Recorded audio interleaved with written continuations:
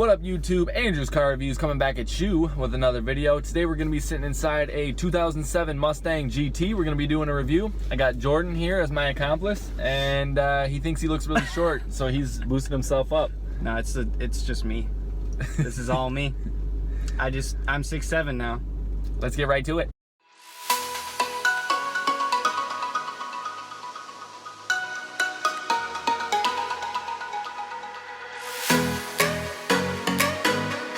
We are going to start this review with the interior. First thing you might notice is that the interior materials are not great. This whole seam has been broken. This thing has 141,000 miles on it, so it's expected to have a little bit of wear and tear, but I mean not this much. And I've experienced this on other Ford automobiles as well, so that's definitely a thumbs down for Ford. Honestly, you know, the interior materials, they're just all right. Everything is kind of cheap plastic.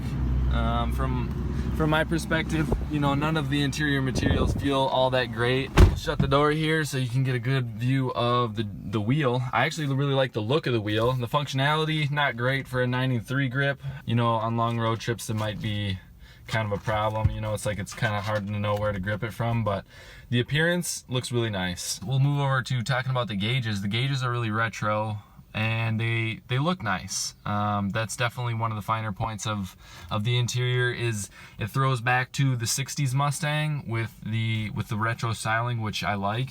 You got the Shaker 500 radio there. You know, nothing too crazy, just a really basic radio. The shift knob, not great, honestly. You know, it's like, as you can see, I can just move this part. Like, it doesn't have a good feel in your hand. It just feels really cheap. And I wish it had, you know, like paddle shifters like my car does, so you could just like put it in manual mode and then like shift up here or something like that, or even just a side to side little shifter, but it's like 1, 2, 3 drive, which is, I don't know, it's not great, but it does have a handbrake, which is nice. My car just has the footy brake, which is kind of disappointing. Can't turn off traction control, which we already tried for earlier in the video. Taking a peek at the vents here, they appear to be metal, but not even close. They're plastic. Don't let them fool you. All of this is plastic. Taking a look at the rear view mirror here, the material is peeling on the inside, so that doesn't look great, but one thing you'll notice is you got the Mustang right up here on the glass, which is a nice touch for sure. Looking over into the back seat, as you can see, there's pretty much no leg room back there. Honestly, very little passenger space in the back, but it is a coupe, so what do you expect? Got a fair amount of visibility. You can see out the back okay. It's not great, but it's okay. Then you got the quarter windows, which are pretty big, so they definitely help. But this pillar right here definitely reduces visibility out the back. It's pretty large. The thing I'm noticing most about this one is how many things are just kind of falling apart. Like, I noticed this, there's a crack right there. Yeah, this is not even held together at all. Like, I can just completely take this part off. This is a Ford after 141,000 miles. It's not really holding up like it should. One thing to notice about the seats is they don't have that much lateral support. I mean, for a sports car, the bolsters are just not nearly aggressive enough to hold you in through turns. There's okay support on the bolsters on the bottom portion through the thigh and everything. This one's got beat down over the years through age, but I was expecting a little bit more lateral support. My GXP has quite a bit more lateral support on the seats. All right, so wrapping up the interior summary, cheap interior materials, retro styling, and overall I just think it's a C-. I'm just gonna come out right and say it. It's a C-. Not that impressed with the interior. Dude, I can see why people fucking have problems with these things at the fucking car shows. Oh my gosh, that thing got squirrely. Damn. No wonder people kill people with these cars. Yeah, you're about to kill 2 humans right now. Woo! So this is the test drive portion. Yes. So Andrew's getting gas, and he decides to take the keys with him, and it's like probably 100 degrees out with humidity. Since we're in Minnesota, I'm dying in here. So in the comments, let him know to never leave his best friend in the car without the keys. This is horrible. No consideration. It has a 4.6 liter V8. It's a 3-valve. It has 300 horsepower from the factory and 320 foot-pounds of torque. This one is stock, other than the aftermarket wheels, so you get a good baseline of what type of performance these vehicles have from the factory. This does come equipped with automatic transmission. Garbage. Most of the people who review them review manual transmissions, but this was the one we were able to get our hands on. It's automatic, so. All right, going into the statistics a little bit. 0 to 60 in 5.1 seconds, which is pretty decent for a 4.6 liter.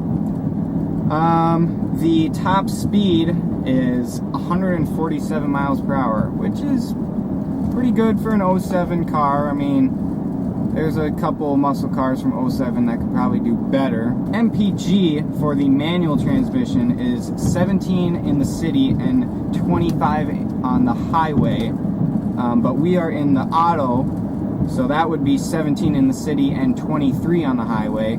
The curb weight on this one is 3,483 pounds, which is pretty heavy. Bam! There you go. Nice. Action!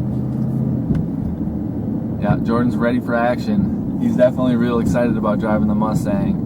I was not quite as excited to drive the Mustang. It's still fun, but definitely closer to Jordan's dream car than mine. Yeah. Never been a big Ford guy myself. Gotta turn off that traction control. Road closed. You're like looking over there like, is somebody gonna come from that way? That road's closed. They couldn't possibly if they wanted to.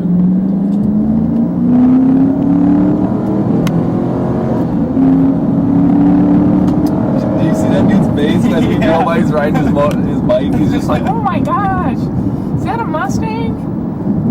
Must have been a V6. No, sir.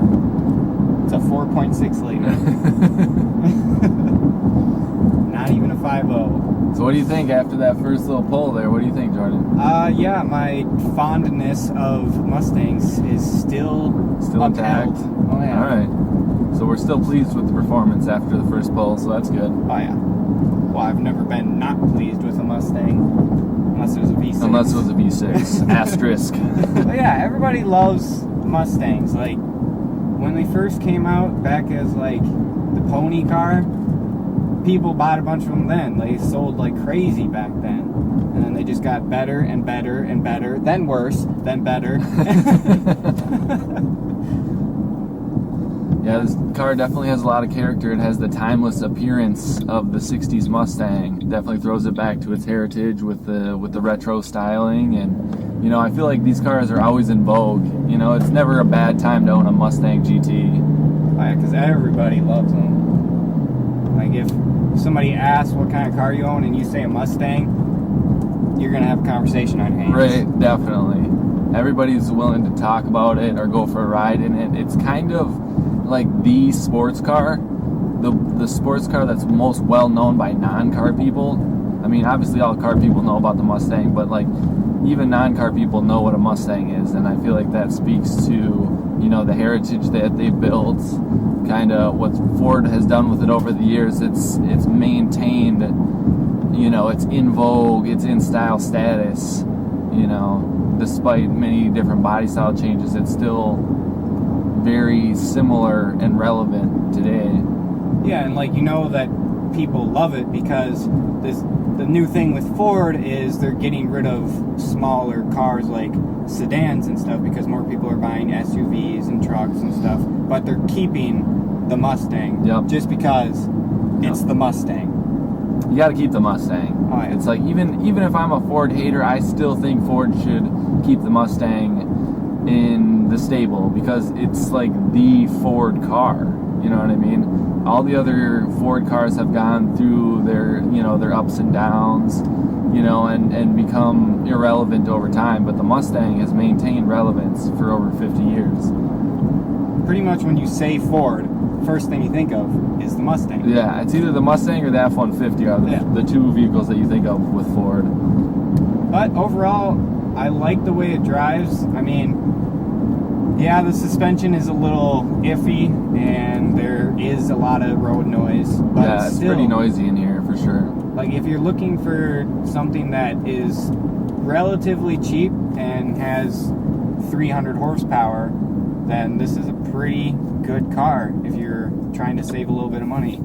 Yeah, and I think Ford was intentional about not shooting for that luxury segment of the market at this time. I mean, I think they've gotten a little bit nicer over time, but with this, you know, 05 to 09 body style Mustang, they were really just shooting for the economical horsepower car, you know.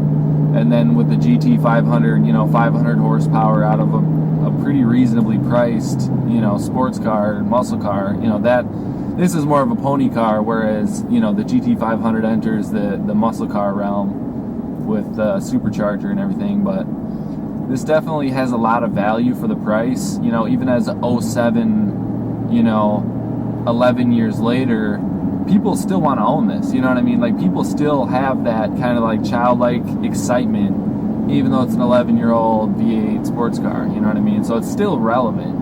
And especially if it was beefed up a little bit, it wouldn't take much for this to be over 500 horsepower. You know, a good tune, maybe a blower or two. You know, this thing could be an absolute monster for somebody who's on a budget. If they want to take it to the track, or, you know, even just driving it daily. This thing's a lot of fun to drive. And a really easy way to get more power with this is buy the 5.0. Yeah, you could just do a motor swap and do a 5.0 with some, you know, bolt-ons. You can make quite a bit of power.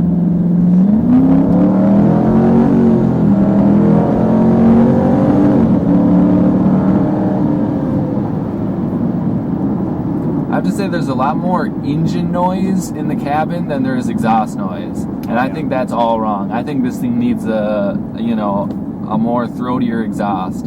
It definitely needs to get a little louder on the back end, because it sounds good under the hood, even though it doesn't even have aftermarket intake. So I think with an intake and exhaust, this thing would just sound amazing for sure. Hit it. Oh yeah. Hit it.